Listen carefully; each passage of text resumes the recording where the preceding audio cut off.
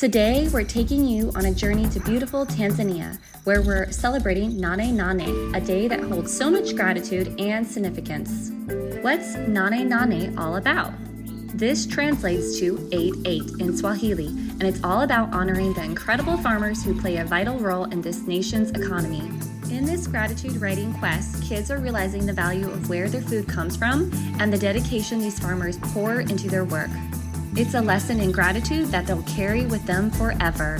Nane Nane is not just a day of celebration, it's a day of unity and appreciation.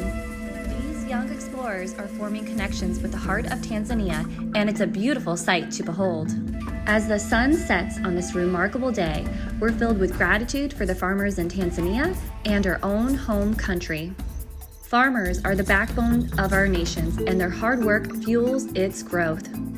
So, my friends, let's remember the lessons learned today.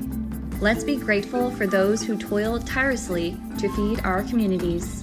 And on this Nane Nane, let's celebrate the farmers of our own country and their invaluable contribution to our world.